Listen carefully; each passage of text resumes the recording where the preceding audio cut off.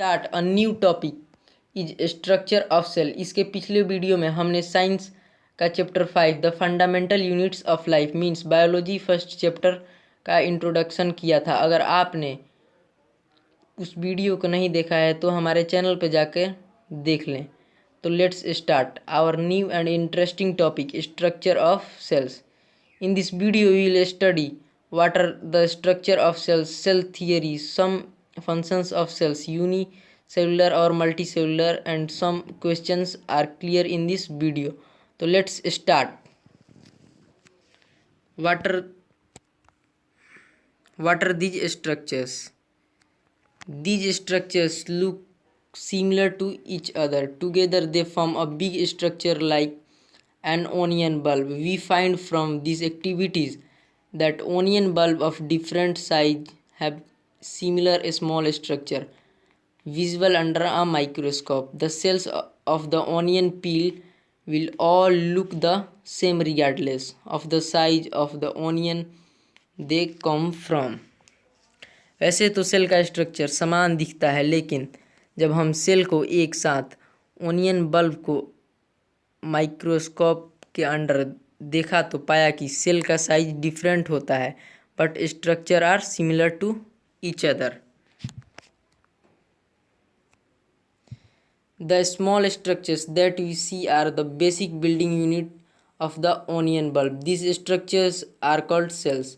Not only onion but all organisms that we observe around are made up of cells. However, there are also single cells that live on their own.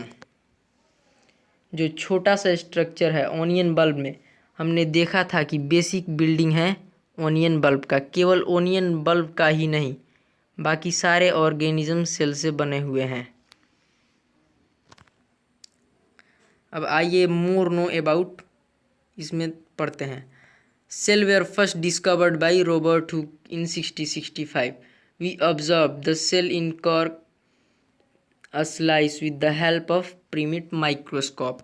जब किसी ने cell को जानता भी नहीं था, उस समय रॉबर्ट हुक ने सेल को डिस्कवर किया था in year 1665 in a cork slice with the help of primitive microscope, but he is actually dead cell. Leeuwenhoek 1674 with the improved microscope discovered the free living cells in pond water for the first time। और अब ये बहुत important है कि living cell किसने discover किया था। Who discovered living cells and when. ये 1 मार्क्स का क्वेश्चन भी आ सकता है आपके एग्जाम में। तो लिविंग सेल लीवेनहॉक ने डिस्कवर किया था पॉन्ड वाटर में ईयर 1674 में, और उस लिविंग सेल को प्रोटोजोआ नाम दिया था। It was Robert Brown in 1831 who discovered the nucleus in the cell. Purkinje in 1839 coined the term protoplasm for the fluid substance of the cell. Robert brown nucleus year 38 में, पुरकिंजे ने protoplasm year 1839 में discover किया था। Now you think what is protoplasm. तो protoplasm एक fluid content है जो nuclear membrane और सेल मेम्ब्रेन के अंदर होता है। Nucleoplasm plus cytoplasm is equal to protoplasm. हम इसे कह सकते हैं कि liquid ground substance covered by nuclear membrane and cell membrane is called protoplasm. The cell theory that all the plants and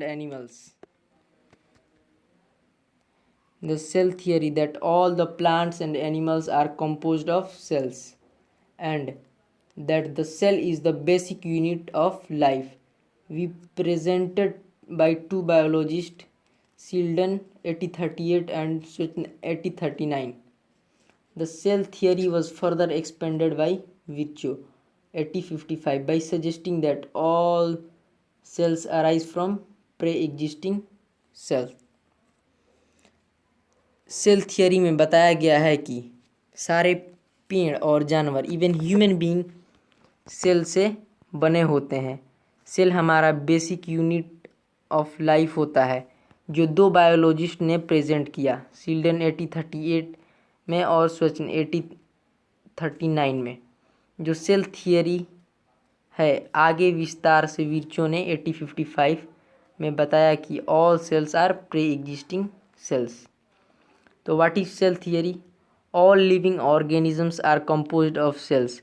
Cells are fundamental unit of life. All new cells arise from pre-existing cells.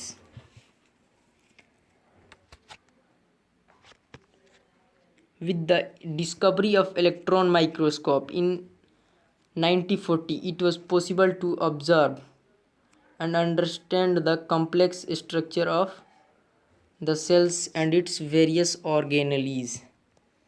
जब electron microscope 1940 में discover हुआ तो संभव हो पाया cell के complex structure, various organelles को study करना। The invention of magnifying lenses lead to the discovery of the microscopic world. It is now known that a single cell में constitute a whole organism as in amoeba.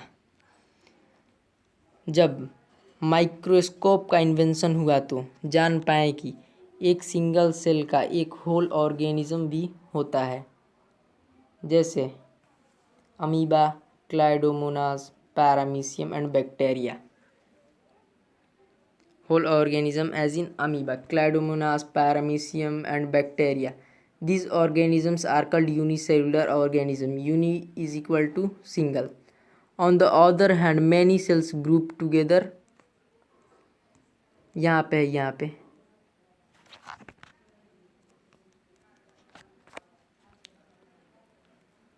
group together in a single body and assume different functions in it to form various body part in multicellular organisms. Multi is equal to many, such as some fungi, plants and animals. Can we find out of some more unicellular organisms? Every multicellular organism has come from a single cell. How? Cell divide to produce cells on their own kind. All cells thus come from pre-existing cell. जो organism single cell के बने होते हैं उन्हें unicellular organism कहते हैं.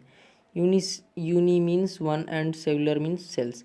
जो single body कई सारे सेल से मिलकर बने होते हैं उसे मल्टी सेलुलर ऑर्गेनिज्म कहते हैं. Multi is equal to many, cellular means cells. For example fungi, plants and animals. क्या आप और भी यूनिसेलुलर ऑर्गेनिज्म को ढूंढ सकते हैं? Yes, I am find some unicellular organism such as alga, yeast, protozoa etcetera. सभी multicellular organism single cell से बने होते हैं. कैसे? तो सेल डिवाइड होता है और एक अपने जैसा सेल बना देता है थ्रू डिवीजन ऑफ सेल. ये एक्टिविटी आपको खुद से करना है. और some organism can also have cells of different kinds. Look at the following picture. It depicts some cells of the human body. ये human body का कुछ सेल्स है. ये smooth muscle cells, blood cell, nerve cell, ये bone cell है, ovum cell, sperm cell and ये fat cell है.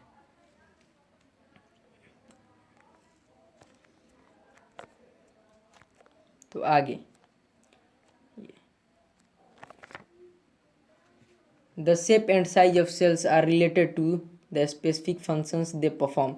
Some cells like amoeba have changing shape in some case. The cell shape could be more or less fixed and peculiar for a particular type of cell. For example, nerve cell have a typical shape. जो cell का shape और size उसके function से पता चलता है, जो वो फंक्शंस परफॉर्म करता है. जैसे कि अमीबा, कुछ केस में उनका शेप फिक्स्ड और अजीब होता है. यह एक खास किस्म का सेल है जो अपना शेप को बदलता रहता है. Each living cell has a capacity to perform certain basic functions that are characteristic of all living form. How does a living cell perform these basic functions? We know that There is a division of labor in multicellular organisms such as human beings. This means that different parts of the human body perform different functions. The human body has heart to pump blood, a stomach to digest food. On similarly, division of labor also seen with a single cell. हर living cell को कुछ functions perform करने के लिए capacity होता है कि वो अपना फंक्शंस परफॉर्म करता है। तो हम सब जानते हैं कि multi cellular organisms like human में अलग अलग फंक्शंस करने के लिए अलग अलग एक बॉडी पार्ट होता है, एक स्पेसिफिक फंक्शंस परफॉर्म करता है, जो स्पेसिफिक फंक्शंस परफॉर्म करता है। जैसे कि मानव के शरीर में हार्ट होता है और जो ब्लड को पंप करता है, स्टमक होता है जो भोजन को डाइजेस्ट करता है, और इसी तरह से एक सिंगल सेल ऑर्गेनिज्म भी अपना सर्टेन फंक्शंस परफॉर्म करता है। In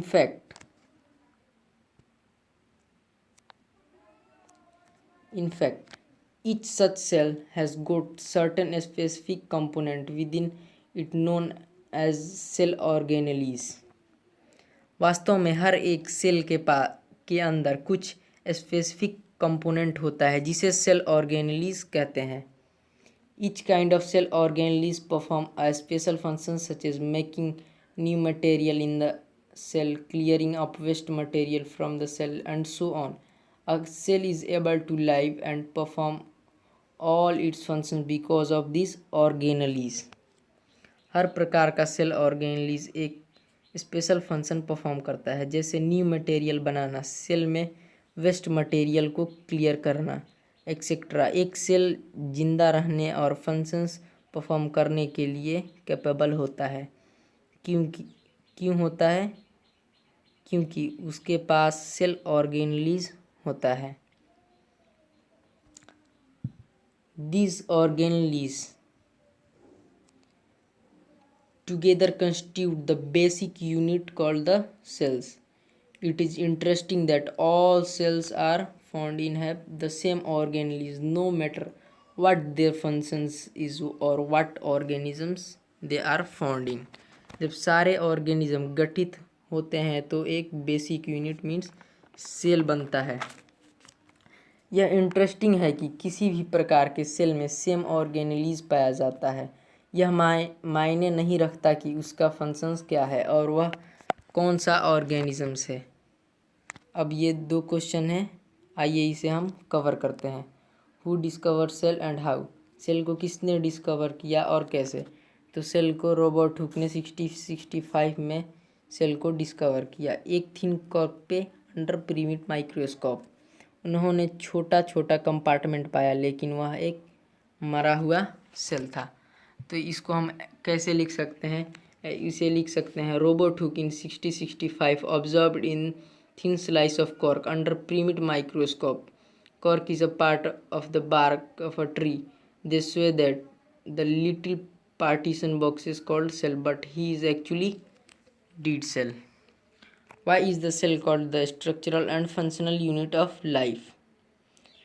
सेल को हम क्यों स्ट्रक्चरल और फंक्शनल यूनिट ऑफ लाइफ कहते हैं? तो सेल को structural and functional unit of life कहते हैं क्योंकि सारे ऑर्गेनिज्म सेल से बने होते हैं। सारे फंक्शंस ऑर्गेनिज्म में सेल के द्वारा ही परफॉर्म किया जाता है। इसको ऐसे लिख सकते हैं the cell called structural and functional unit of life because all living organism made up of cell and all functions and take place inside the organism performed by cell. तो नेक्स्ट वीडियो में हम what are cell made up of, what is the structural organisation of cells और plasma membrane और cell membrane को study करेंगे। तो आज के लिए बस इतना ही। अब मिलते हैं फिर नेक्स्ट वीडियो में, तब तक के लिए बाय।